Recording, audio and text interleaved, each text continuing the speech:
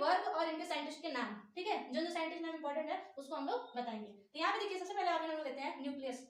प्रत्येक कोशिका के अंदर उसके मध्य में उसके सेंटर पॉइंट में एक न्यूक्लियस पाया जाता है। ओके, तो वो न्यूक्लियस क्या करता है, उसको बोलते हैं ब्रेन ऑफ द सेल। यानी कोशिका के अंदर जितने भी ऑर्गन है, जितने भी क्रियाएं होती हैं, वो सारे कौन कंट्रोल करता है, न्यूक्लियस कंट्रोल करता है। सबको बताता है क्या करना है, तुमको क्या करना है, तुमको क्या करना है, राइबोसोम क्या करेगा, माइटोकॉन्ड्रिया क्या करेगा। ये न्यूक्लियस क्या है, ब्रेन ऑफ द सेल है। ओके, तो nucleus brain of the cell है। इसी के अंदर इसका जेनेटिक मटेरियल प्रेजेंट होता है, डीएनए प्रेजेंट होता है, डीएनए के अंदर डीएनए क्रोमोसोम प्रेजेंट होता है, क्रोमोसोम के अंदर डीएनए वगैरह प्रेजेंट होते हैं। तो क्रोमोसोम को हम लोग लास्ट लेक्चर में देखेंगे, क्योंकि क्रोमोसोम बहुत ही अच्छा टॉपिक है और आगे जाके आपका एक बेस भी बनाएगा बायोलॉजी का, ठीक है। तो यहाँ पे देखिए डीआरसी राइबोज न्यूक्लिक एसिड हम लोग डीएनए को बोलते हैं। हमेशा क्वेश्चन में पूछा जाता है डीएनए किसे कहते हैं, डीएनए का पूरा नाम बताइए। तो डीएनए का पूरा नाम क्या होता है, डीआरसी राइबोज न्यूक्लिक एसिड, और ये पाया जाता है हमारे केंद्र के अंदर, कोशिका के केंद्र के अंदर। कोशिका के केंद्र का खोज जो है हमारे रॉबर्ट ब्राउन नामक वैज्ञानिक थे, जिन्होंने कोशिका के केंद्र का खोज किया है, रॉबर्ट ब्राउन जी ने, ठीक है।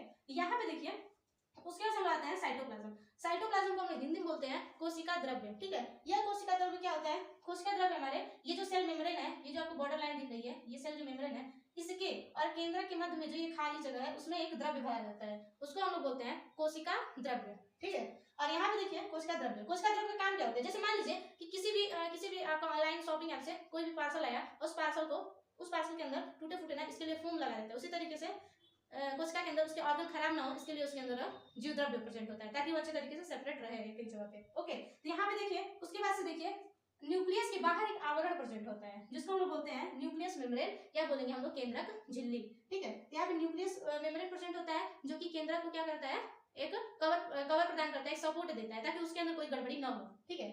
यहाँ पे देखिए फिर यहाँ पे एम वाला, ये एम फॉर माइक्रोकांडिया। माइक्रोकांडिया जो हमारे कोशिका को पावर देता है, इसको बोलते हैं power house of the cell. कोशिका को पावर देता है ताकि कोशिका क्या करे, सारे काम को अच्छे तरीके से वर्क कर सके, ठीक है, अच्छे तरीके से वर्क कर सके और एनर्जी बना सके, ताकि कोशिका के अंदर सारे काम अच्छे से हो, ठीक है। तो ये हमारे कोशिका को क्या कर सकता है, पावर देता है, ठीक है। पावर हाउस है हमारे कोशिका का, पावर हाउस है। उसके साथ आज यहाँ पे गल्जी का है। गल्जी का क्या कराता है, हमारा परिवहन कराता है, ट्रांसपोर्टेशन। परिवहन का मतलब समझे होंगे कि एक जगह से दूसरी जगह जाने के लिए परिवहन यानी यातायात के साधन का उपयोग करते हैं। उसी तरीके से कोशिका में भी जो भी वर्क होते हैं, एक जगह से दूसरी जगह, मान लीजिए यहाँ से यहाँ तक कुछ ले जाना है, कुछ खाना ले जाना है, कुछ पानी ले जाना है, ठीक है, हमारा गल्जी का है परिवहन कराएगा, गल्जी का है ट्रांसपोर्टेशन कराएगा, ट्रांसपोर्ट करेगा, ट्रांसपोर्टेशन करेगा। ओके, ठीक है। तो यहाँ पे ऐसे हम लोग का सेंट्रोसोम। सेंट्रोसोम क्या कराता है हम लोग का, सेंट्रोसोम हम लोग कराता है कोशिका विभाजन यानी सेल डिवीजन कराता है। जैसे मान लीजिए ये कोशिका है कोई छोटी सी, अब ये इस कोशिका को नया कोशिका बनाना है, तो ये क्या करेगा, अपने आप को तोड़ेगा, अपने आप के न्यूक्लियस को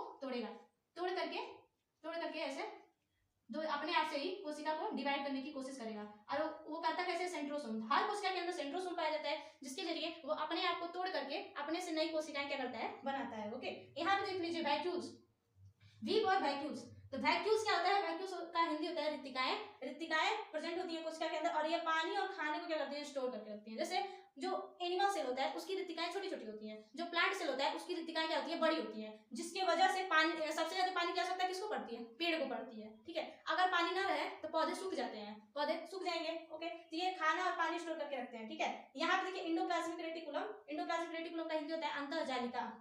कोशिका कंकाल, किसी भी कोशिका को फैला करके रखने के लिए, वो पिचके ना, वो टूटे ना, फैला करके रखने के लिए हम लोग कोशिका के अंदर अंतःजालिका इंडोप्लाज्मिक रेटिकुलम प्रेजेंट होता है। और ये इंडोप्लाज्मिक रेटिकुलम दो तरह का होता है, हम लोग आगे डिटेल में जानेंगे। एक होता है रफ और दूसरा होता है स्मूथ, ठीक है। तो ये हम लोग आगे इसी लेक्चर में अभी एक्सप्लेन करेंगे इंडोप्लाज्मिक रेटिकुलम, तो उसको जानेंगे। याद रख लीजिए ये जो आउटर लेयर है, जो हमारे कोशिका को कवर देती है, ये जो आउटर लेयर है जो हमारी कोशिका को कवर देती है, ये पूरी आउटर लेयर, जिसको हम बोलते हैं कोशिका झिल्ली या सेल मेम्ब्रेन। तो हमारी कोशिका को एक सपोर्ट प्रदान करता है। एनिमल सेल में यह सेल मेम्ब्रेन होती है और प्लांट सेल में यह सेल वॉल होती है, ठीक है। तो ये है ये जो सेल मेम्ब्रेन है वह एनिमल सेल। तो क्या होती है, एनिमल सेल में सेल मेम्ब्रेन होता है, और इसी का भाई होता है सेल वॉल, जो कि बहुत मजबूत होता है, सेल वॉल। तो सेल वॉल प्रेजेंट होता है प्लांट सेल में, यानी जो पौधों की कोशिकाएं होती हैं बहुत हार्ड होती हैं। जैसे मान लीजिए कि कार हो गया, पौधे की छाल, पेड़ की छाल हो गई, जब आप उसको मारते हैं, जब आप उसको पंच करते हैं, मुक्का मारते हैं, तो वो उल्टा है, आपको हाथ पे चोट लगने लगता है। क्यों? क्योंकि उसकी जो सेल वॉल है काफी हार्ड है, अगर आप उसको मारेंगे तो वो भी आपको रिटर्न करेगा, तो चोट आपको ही लगेगा।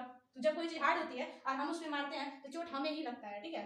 यहाँ पे देख लीजिए राइबोसोम। तो राइबोसोम क्या करता है, राइबोसोम प्रोटीन का फॉर्मेशन करता है, प्रोटीन का निर्माण करता है, ठीक है। राइबोसोम प्रोटीन फॉर्मेशन करता है, प्रोटीन का निर्माण करता है, और यह क्या करता है कोशिका के अंदर, जैसे मान लीजिए कि कोई जिम में अपना बॉडी बना रहा है तो उसको सबसे ज्यादा प्रोटीन की आवश्यकता होती है, जैसे टीचर वहां के बोलते हैं वैसे उसको खाना खाना पड़ता है। तो प्रोटीन इसलिए इंपॉर्टेंट है ताकि हमारी मांसपेशियों में अच्छे तरीके से विभाजन हो सके, ठीक है, अच्छे तरीके से वृद्धि ग्रोथ कर सके, इसलिए हमारी कोशिकाओं के अंदर प्रोटीन फॉर्मेशन राइबोसोम को करता है, और राइबोसोम को प्रोटीन का फैक्ट्री कहा जाता है। ओके, राइबोसोम को प्रोटीन का फैक्ट्री कहा जाता है। तो ये सारी चीजें आपको क्लियर हो गई होंगी, राइबोसोम, ये सारी चीजें जो भी आपको पूरा सेल ऑर्गन है सारा सारा क्लियर हो गया होगा। आज हम अपने चैनल पे एक शॉर्ट अपलोड किया है जिसके अंदर इसको टिप के थ्रू दिया गया है, तो टिप के थ्रू आप इसको नोट करिए, आप इसको बनाइए और सीखिए कि कैसे सेल ऑर्गन्स इतने से कोशिका के अंदर प्रेजेंट होते हैं। तो कृपया हमारे चैनल को लाइक कीजिए, शेयर कीजिए एंड सब्सक्राइब कीजिए। हर हर महादेव, नमस्ते, जय हिंद, जय भारत।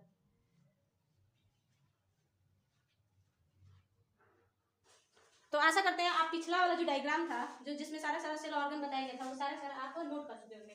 तो यहाँ पे देखिए सारे सारे ऑर्गन कुछ डिटेल में लिखा गया है, डिटेल में लिखा गया है। देखिए कौन सा ऑर्गन क्या क्या वर्क करता है, जिसमें से पहला लीजिए हम लोग का लाइसोसोम, ठीक है। लाइसोसोम डाइजेशन करता है, और लाइसोसोम के अंदर हाइड्रोलाइसिक लाइपेज और प्रोटीएज और कार्बोटीएज पाया जाता है, ठीक है। हाइड्रोलाइटिक एंजाइम पाया जाता है, उस एंजाइम के अंदर ये 3 केमिकल प्रेजेंट होते हैं, 3-4 केमिकल होते हैं जो मिल करके कार्बोहाइड्रेट, प्रोटीन, लाइपेज और न्यूक्लिक एसिड का डाइजेशन कराते हैं, ठीक है। अब जैसे मान लीजिए कोई आपको मार दिया और आपका चमड़ी क्या हो गया, काला हो गया, तो जब भी तेज से किसी को पीट दे जाता है तो उसकी जो चमड़ी क्या हो जाती है, उसकी चमड़ी हो जाती है, मर जाती है, उसके अंदर जो कोशिकाएं होती है वो मर जाती है, जिसके अंदर वो क्या हो जाता है, वो काला पड़ जाता है। तो लाइसोसोम ये एंजाइम रिलीज करता है, और एंजाइम को रिलीज करने के बाद उन कोशिकाओं के ऊपर डालता है, और वो एंजाइम उन कोशिकाओं को डाइजेस्ट कर देते हैं। डाइजेस्ट करने से आपकी जो मरी हुई चमड़ी थी वो बाहर निकल जाती है और नई चमड़ी बन जाती है सेल डिवीजन करके, ठीक है। तो यहाँ का जो साइटोप्लाज्म, तो पिछले वाले नोट के साथ बताया गया था कि जो साइटोप्लाज्म होता है वो न्यूक्लियस और केंद्रक, जो हम लोग का जो केंद्रक है और जो सेल मेम्ब्रेन है उसके मध्य जो खाली स्पेस होता है उसमें ये प्रेजेंट होता है, ताकि कोशिकाओं के अंदर उसके कोई भी ऑर्गन खराब ना हो, डैमेज ना हो, सब अच्छे तरीके से काम करे। यहाँ पे जो माइटोकॉन्ड्रिया जो कि पावर हाउस था, अब पावर हाउस तो पावर बनाता कैसे है, ठीक है। तो माइटोकॉन्ड्रिया के अंदर ये जो आप स्ट्रक्चर देख रहे हैं इसको हम लोग बोलते हैं मैट्रिक्स, ठीक है। और इसकी जो दीवारें होती है इसको हम लोग बोलते हैं क्रिस्टल। ओके, तो यहाँ पे देखिए, और ये जो खाली स्पेस है, ये जो थोड़ा थोड़ा खाली स्पेस दिख रहा है इसको बोलते हैं लोग इंटरमेम्ब्रेन स्पेस।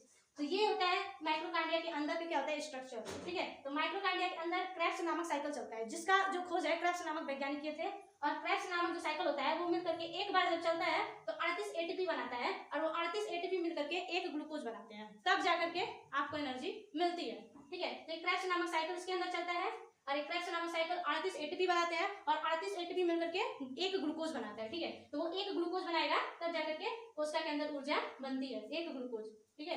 यहाँ पे जो गर्जी का है, जिसकी खोज हम लोग की कौन किया था, कैमिलो गर्जी किए थे, और ये परिवहन का कार्य करता है। इसका स्ट्रक्चर कुछ इस तरीके से एनसीईआरटी में देखेंगे तो मिलेगा, और भी जब आप सर्च करते हैं तो कुछ ऐसा स्ट्रक्चर इसका देखने को मिलता है। उसके बाद से देखिए हम लोग का यहाँ पे आती है राइबोसोम। तो राइबोसोम तो आपको प्रोटीन का निर्माण करता है, बट कैसे करता है ये हम याद नहीं जानने वाले, एंडोप्लाज्मिक रेटिकुलम में जानने वाले हैं। अभी ये एंडोप्लाज्मिक रेटिकुलम देखते हैं। यहाँ पे देखिए सेल मेम्ब्रेन क्या है, ठीक है। एनिमल के अंदर मेम्ब्रेन होता है और प्लांट के अंदर सेल वॉल होता है। एनिमल के अंदर मेम्ब्रेन होता है और प्लांट के अंदर सेल वॉल होता है। तो सेल वॉल किसका बना होता है, सेलुलोज का, और ये सेल मेम्ब्रेन जो होता है एनिमल के अंदर लिपिड का बना होता है। ये जो आप देख रहे हैं इसको हम बोलते हैं लिपिड, ठीक है। ये जो आप देख रहे हैं ये हमारा क्या है, लिपिड्स है, लिपिड्स।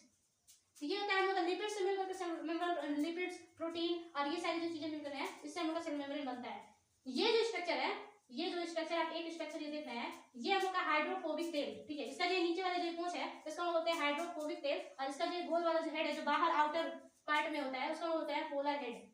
और ये जो हाइड्रोफोबिक जो तेल होता है वो अंदर की ओर होता है, उसके अंदर जो लिक्विड फॉर्म होता है उसमें डूबा रहता है, और यहाँ पे जो इनर, जो यहाँ पे जो बाहर का पार्ट है, आउटर पार्ट है, ये बाहर की होता है। और इसके अंदर ये जो आप धागे नुमा ये समस्या दिख रहे हैं, ये सब क्या है, प्रोटीन है। प्रोटीन अलग अलग साइज में प्रेजेंट होते हैं, कुछ लंबे धागे जैसे होंगे, कुछ मोटे होंगे, कुछ दानेदार होंगे, ऐसे तरीके करके ये प्रोटीन होते हैं, प्रोटीन, ठीक है। ये प्रोटीन होता है। यहाँ पे ये क्लियर हो गया होगा कि सेल मेम्ब्रेन होता क्या है, ठीक है।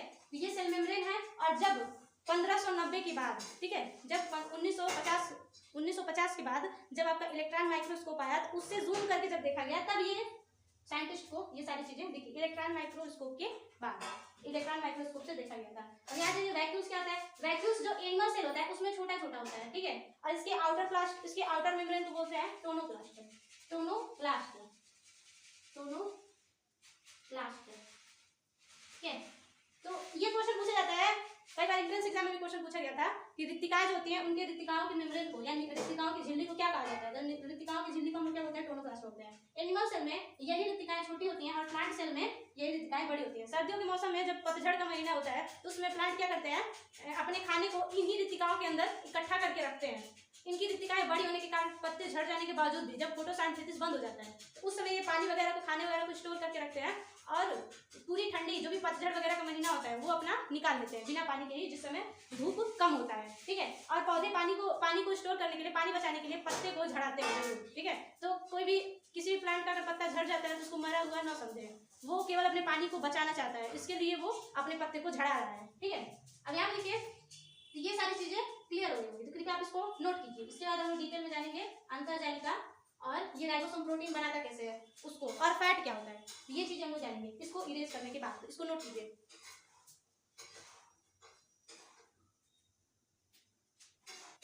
तो आशा करते हैं आप पिछला जो सारा समझाया गया है कॉन्सेप्ट उसको नोट कर चुके होंगे। तो यहाँ पे देखिए एंडोप्लाज्मिक रेटिकुलम, अंतःजालिका और कोशिका कंकाल क्या होता है। तो कोशिका कंकाल का वर्क है क्या कि यह कोशिका को फैला करके रखता है। जैसे हमारे शरीर के अंदर हड्डियां पाई जाती हैं जो हमारी मांसपेशियों को एक अच्छे तरीके से स्ट्रक्चर देती हैं, जिसके ऊपर मांस और चमड़ी सारी चीजें लिपटी हुई है। वैसे कोशिका के अंदर अंतःप्रदत्त जालिका एंडोप्लाज्मिक रेटिकुलम प्रेजेंट होता है जो कोशिका को फैला करके रखता है ताकि वो पिचके ना, कोई मारे तो टूटे फूटे ना।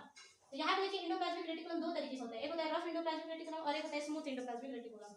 जो रफ एंडोप्लाज्मिक रेटिकुलम है वो इस पे ये जो है खुरदुरा होता है और इस पे राइबोसोम प्रेजेंट होता है, यही राइबोसोम प्रोटीन का फॉर्मेशन कराता है। और जो स्मूथ होता है उस पे फैट प्रेजेंट होता है, चिकनाहट होती है और वो चर्बी या तेल का फॉर्मेशन करता है। इसीलिए कहा जाता है कि खाने के अंदर जो भी हमारे न्यूट्रिएंट्स हैं उनमें एक फैट भी है, कार्बोहाइड्रेट भी है, प्रोटीन और भी सारी चीजें हैं। तो इसलिए फैट बहुत इंपॉर्टेंट होता है ताकि हमारे शरीर के अंदर फैट की कमी ना हो। फैट बहुत ही अच्छा रोल प्ले करता है हमारे शरीर को अच्छे तरीके से हेल्थी रखने में, बट एक लिमिट में, ज्यादा फैट नहीं। तो यहाँ पे ये एंडोप्लाज्मिक रेटिकुलम आपको समझ आ गया होगा। नेक्स्ट वीडियो में सेल डिवीजन और क्रोमोसोम, जो कि हमारे इस चैप्टर का लास्ट लेक्चर होगा, तो उसको आप अच्छे तरीके से पढ़िएगा और एक बार बुक जरूर रीड कीजिए। लेक्चर देखने से पहले बुक जरूर रीड करना चाहिए, जिससे सारा चीज जब पढ़ाया जाता है तो वो समझ में आए। तो आशा करते हैं आपको ये सारा कॉन्सेप्ट क्लियर हो गया होगा, और कोई अगर इससे आपको कोई अच्छी मदद मिलती है तो बहुत बहुत धन्यवाद।